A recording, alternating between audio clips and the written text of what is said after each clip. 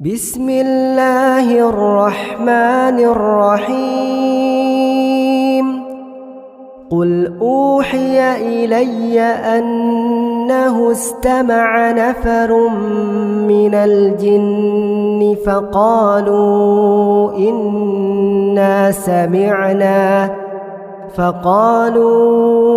إنا سمعنا قرآنا عجبا يهدي إلى الرشد فآمنا به ولن نشرك بربنا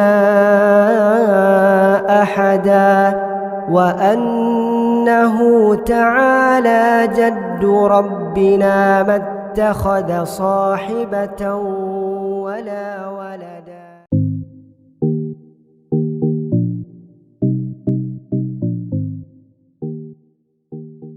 Assalamualaikum warahmatullahi wabarakatuh. Welcome back to my channel. Dan malam ini saya ingin kongsikan dengan korang semua iaitu satu cerita pendek tetapi adalah cerita kisah yang benar daripada tahun 2017. Jadi tajuk malam ini yang akan saya kongsikan dengan korang adalah Terseru Jin. Dan beginilah ceritanya. Assalamualaikum. Aku nak kongsikan pengalaman aku pasal terseru jin. Tapi bukan aku. Aku tolong halaukan saja. Kalau ada jin yang suka pada kita, baiklah minta dia jauhkan diri dari kita. Jangka masa yang panjang, ia akan merosakkan juga walau Islam pun dia. Ni ada satu kisah. Lebih kurang 11 tahun yang lepas lah. Tahun 2006. Kisah seorang manusia didampingi oleh seekor jin Islam. Aku ni ada merawat seorang budak perempuan dalam tingkatan 3 masa tu. Dipendekkan cerita, setelah aku ni bunuh jin-jin tu, saka dan sihir sebelum tu, masuk pula jin-jin yang lain. Jin beragama Islam pula tu. Aku pun tanyalah jin tu, apa pasal kau pula masuk kacau orang ni? Dia kata, saja je. Suka sebab dia tengok aku dah bunuh banyak jin sebelum tu. Aku tanya lagi, kau ni dari dekat-dekat sini je kan? Yelah, selang satu rumah je, kata jin tu. Kebetulan rumah yang dimaksudkan itu adalah rumah kawan aku. Pak saudara pula dengan budak tu duduk pula kat sebelah aku masa tu. So terkejutlah dia. So aku tanya lagi jin tu, kenapa pula engkau berada kat rumah dia? Kan aku pernah clearkan rumah tu dulu. Jin tu kata, alah, sambil dia tunjuk member aku tu, dia tu yang panggil aku. Terkejut gila member aku time tu sebab dia tak pernah panggil jin pun. Malahan dia adalah orang yang kuat berzikir dan orang yang tabligh. Member aku ni pun sergahlah jin tu. Bila masa aku panggil kau? Jin tu pun jawab, selalu tiap kali kau baca zikir, bacaan kau salah. Jadi alam jin Islam tu seolah diseru untuk berkumpul di rumah kau. Beribu-ribu tu jumlah kawan-kawan aku ada di situ. Kata jin tu lagi, setiap kali kau baca akan datang 10 hingga 20 ekor. Aku pula tanya balik kat member aku, kau baca apa kat rumah? Dia kata, biasa je, aku zikir-zikir lah. Aku tanya balik, ada tak yang kau tersalah baca atau bacaan lain ni? Lepas tu, baru dia cakap, katanya dia amalkan bacaan satu potong ayat Al-Quran tu, ayat yang lazim, yang selalu orang baca. Pelik kan? Ya, pelik kan? Sebab baca ayat dari Al-Quran pun jin boleh berkumpul sampai macam tu banyaknya. Nak tahu apa sebab sebenarnya? Sebab dia baca bukan ikhlas kerana Allah, tapi dia baca agar diberi perlindungan Allah. Tu yang aura bacaan bukan berwarna putih, yang memanggil jin kononnya untuk melindungi mamat ni. So, aku suruhlah jin Islam tu keluar, tapi jin tu berdegil. Dia kata tak nak. Habis tu aku ugutlah, kalau kau degil, segala kawan kau tu yang kat rumah member aku tu, aku hapuskan. Jin tu kata apa? Peduli apa aku? Kau nak bunuh, bunuhlah. Habis aku rimbat jin kat rumah tu. Banyak juga yang lari bertepiaran sebab tak dikepung. Tapi dapat juga aku habiskan. Sebab kalau tak habis, boleh masuk menggantikan yang kat dalam badan budak tu. Bila dah habis tu, aku pun bunuhlah jin kat dalam badan budak tu pula sebab dia degil sangat. Tak nak keluar. Settle satu cerita. Kesimpulannya di sini, walau kita berzikir apa pun, tapi niatnya bukan kerana Allah, iaitu kerana diri kita sendiri, seperti perlindungan, keselamatan, kesihatan, rezeki, penyeri, akan menghasilkan aurah yang memanggil jin, iaitu jin Islam. Dan ingat, walau jin Islam sekalipun, mereka jin tetap jin. Jahat tu. Jadi semoga ia bermanfaat daripada kisah cerita benar, kisah cerita terseru jin ini. Okey, so saya nak kongsikan kisah yang kedua. Tajuknya adalah ketukan. So beginilah cerita dia. Lampu di ruang tamu berkelip-kelip dan mengganggu aku yang tengah asyik menonton filem aksi di televisyen. Volume yang kuat aku perlahankan. Rumah kiri dan kanan aku ni tak ada penghuni lagi. Jadi sebab itulah aku bebas buka volume TV dan radio kuat-kuat. Okey, berbalik pada topik. Aku slowkan volume TV sebab terdengar bunyi ketukan di pintu utama. Bukan pintu utama rumah aku, tapi pintu utama rumah sebelah. Aku ni malas nak fikir banyak tau. Jadi aku bangun je dari sofa dan jalan ke tingkap. Yelah, nak intai siapa yang ketuk pintu tu. Aku nampak perempuan muda ketuk pintu rumah depan rumah aku ni. Rumah depan aku ni pula tak ada penghuni sebab tuannya ada masalah. Wallahualam, aku pun tak tahu cerita sebenar sebab ni pun aku dengar dari mulut-mulut orang. Aku malas nak peduli pasal perempuan yang ketuk pintu rumah aku tu. Tapi sebab aku memang bukan busybody. Aku sambung tengok TV dan lampu kat ruang tamu pun dah elok. Tiba je babak hero kena tembak kat lutut, bunyi ketukan bergema lagi. Kali ni bunyinya makin dekat pula. Aku ni buat-buat tak tahu je sebab aku malas nak ambil tahu.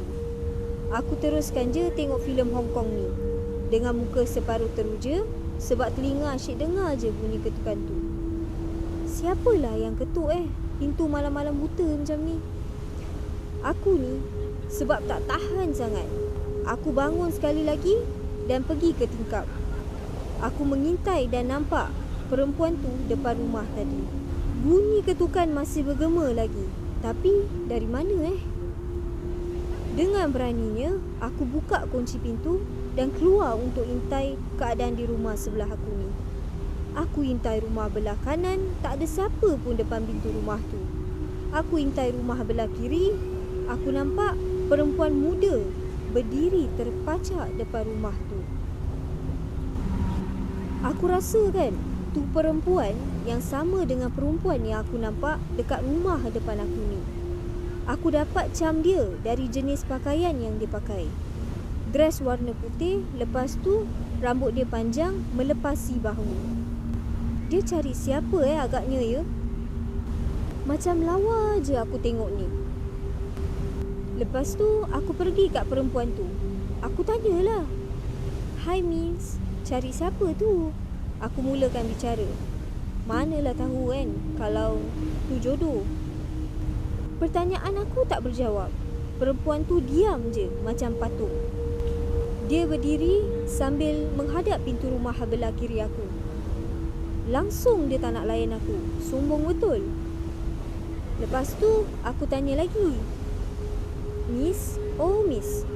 Aku panggil berkali-kali tapi tetap dia tak layan. Aku memang tak suka orang sombong. Jadi aku buat keputusan untuk masuk rumah. Orang tak mahu aku pun tak ingin lah. Malang pula hidup aku sebab terjumpa dengan orang sombong macam ni. Aku ni sebenarnya baru pindah 3 hari. Jadi tak adalah arif sangat dengan apa yang terjadi dekat penghuni-penghuni rumah-rumah kosong ni dulu. Lepas tu aku tengok dia lagi. Aku cakap lah, "Hai, sombong." Aku membebel sambil kunci pintu. Baik aku sambung tengok TV kan. Baru je seminit aku sambung tengok TV, bunyi ketukan tu bergema lagi. Stres lah. Betul lah stres. Aku tutup TV dan masuk bilik. Walaupun esok hari Ahad, tapi aku serabut dengan bunyi ketukan yang tak habis-habis mengganggu kekusyukan aku. Dah lah dia sombong. Aku terlelap lepas letak kepala atas bantal. Tapi sekali lagi kejantanan aku ni tercabar bila pintu rumah aku pula yang kena ketuk. Aku macam terfikir, perempuan tu ke yang tadi yang sombong tu? Stres aku. Aku bangun, lepas tu aku pergi buka je pintu tu. Nak berdepan dengan perempuan tu sendiri. Apa hal suka ketuk pintu rumah orang ni malam-malam? Dah buang terbiat ke apa? Buka je pintu, aku tak nampak pun perempuan tu. Jam pula dah pukul 12 malam. Suasana dekat luar pun sejuk je dan berangin. Aku dah lah pakai baju singlet dengan seluar pendek je. Lepas tu, apa lagi? Aku tutup lah pintu. Ada lagi bunyi ketukan. Hai, kecil besar je aku tengok perempuan ni tau. Ni mesti perempuan muda yang aku rasa lawa punya kerja ni. Aku buka pintu besar-besar. Aku nampak dia duduk berdiri dekat pintu pagar rumah aku. Muka tak berapa clear sebab gelap. Lepas tu, aku pergi dekat perempuan tu. Aku tanya, "Apa ni, Miss? Baliklah. Kacau orang buat apa?" Bengang betul lah aku. Macam tadi juga, perempuan tu tak bagi apa-apa respon. Mungkin dia terlalu banyak masa lapang sampai rajin ketuk rumah orang malam-malam buta.